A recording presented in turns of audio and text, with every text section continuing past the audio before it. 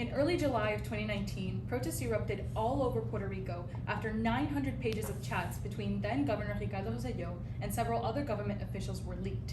These chats mocked women, gay people, and everyday Puerto Ricans, even victims of Hurricane Maria. As the world watched the streets of the island flood with protesters, handmade signs, tear gas, and rubber bullets, one tends to wonder, how did we get here? All of this begs to question, to what extent did the aftermath of Hurricane Maria disrupt political conformity in Puerto Rico and increase the participation of young people in its politics? The aftermath of Hurricane Maria served as a wake-up call for Puerto Ricans about the political corruption occurring on the island and increased polarization between its older voters and its youth. Good morning, my name is Dana Rodriguez. To better understand the current generational conflict occurring in Puerto Rico, we must first learn about its political parties. According to Bilatina, there are currently 5 political parties participating in the Puerto Rican government. The main 2 of this group are the New Progressive Party, which advocates for Puerto Rico's statehood, and the Popular Democratic Party, which advocates for the continuation of the island's status as a Commonwealth of the United States. The Puerto Rican Independence Party advocates for Puerto Rico's independence from the United States and has gained traction as a third party of sorts. In 2019, the Citizens' Victory Movement was founded, a party that prides itself on celebrating diversity within the conversation of Puerto Rico's territorial status. The most novel of these parties is Project Dignity, a conservative party that prioritizes traditional family values. Like I said before, the Popular Democratic Party and the New Progressive Party serve as the main political parties of Puerto Rico. But with this popularization has come a culture of conformity and nationalism throughout the island. But this is nothing new. This College Board provided source discusses cultural synchrony, which is defined as a state of congruence or harmony with verbal and nonverbal communication among 2 or more interactions that is most popularly observed in tight-knit social communities and ethnic groups. While the article found that synchrony promoted qualities like cooperation, coordination, and cohesion, it also promoted liabilities such as harmful obedience, conventionality, and groupthink.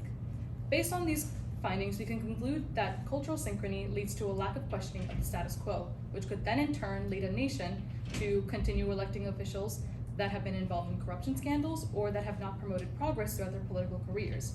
Nowhere is this more true than in Puerto Rico. A break in the status quo would not occur for many years, but on September 20th, 2017, Hurricane Maria struck the island.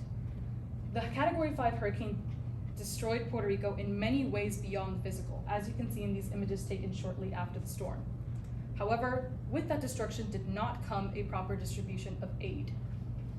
In FEMA's 2018 National Preparedness Report, the agency admitted to how it failed to properly respond to the disaster. The report also found that emergency supply warehouses were nearly empty after the storm, with many things like cots and tarps having been rerouted to the U.S. Virgin Islands. If you turn your attention to this graph released by the U.S. Census Bureau, you can see that after Hurricane Maria, over 300,000 Puerto Ricans left the island, marking an 11.8% drop in the population. Due to the aforementioned factors, the seeds of distrust between the Puerto Rican people, the U.S. government, and the Puerto Rican government were placed. Furthermore, because of the events that have taken place in the last 5 years, polarization between young people and older voters in Puerto Rico has increased massively. To better understand this polarization, we must first look at the voting population of Puerto Rico. If you turn your attention to these findings released by the U.S. Census Bureau, you can see that those 45 to 64 made up 32% of Puerto Rico's voting population when divided by age. Those who were 65 and over made up 23%, while those who were 18 to 29 only made up 21% of the population. In years past, young people have often followed the political affiliations of their families at the polls, but that has all come to change, and it is all because of Hurricane Maria. According to this source provided by the College Board, adolescents showed low rates of conformity when showing conflicting attitudes, and clung to their pre-existing beliefs 65% of the time. When they did conform, however, they were more likely to follow the beliefs of their peers as opposed to their parents or elders. 23-year-old Puerto Rico resident Francisco Valerio puts it best when he says, "Almost no one my age is for the Commonwealth. We are not scared to raise our voices and say what's right or what's wrong for us."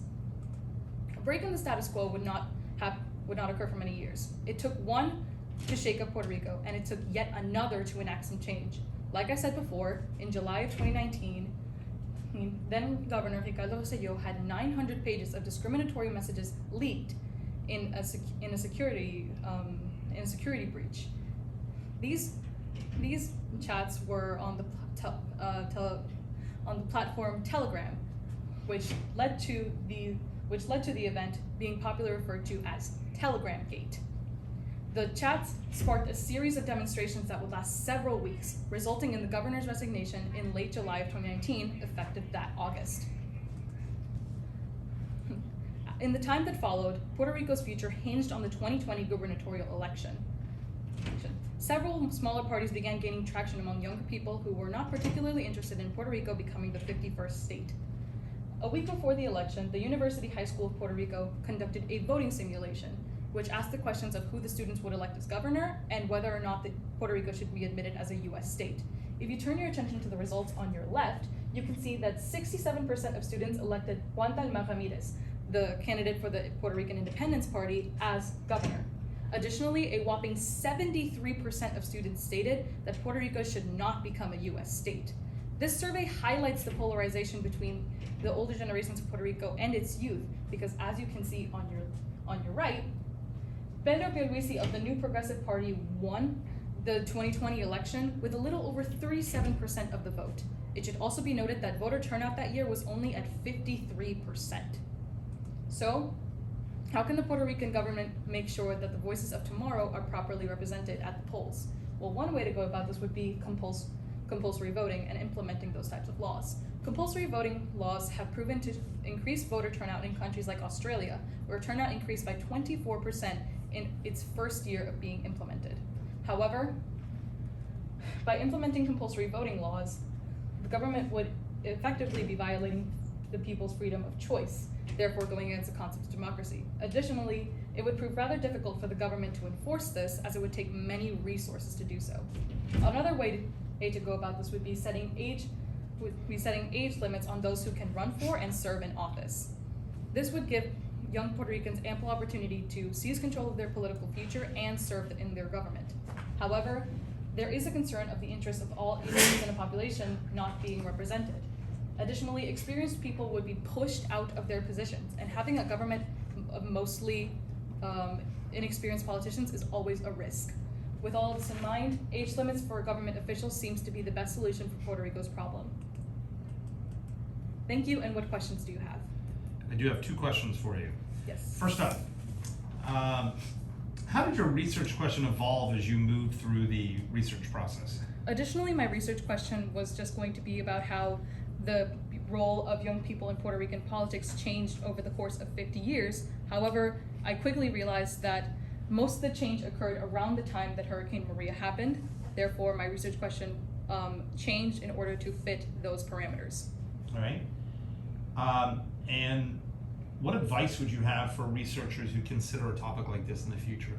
For any researchers that might consider a topic like this, I would suggest to first begin researching the voice and amplifying the voices of those affected by the conflict, since statistics might not be able to reflect that as well as real people going through the conflict might do so. So, for example, for my paper and for my presentation, I first started with personal anecdotes from people that had gone through the hurricane, those that are currently living on the island, and seeing the polarization between older voters and the young people like happening right before their very eyes. And then I looked for statistics from the Bureau and from other sources in order to back up those and to only validate those personal anecdotes.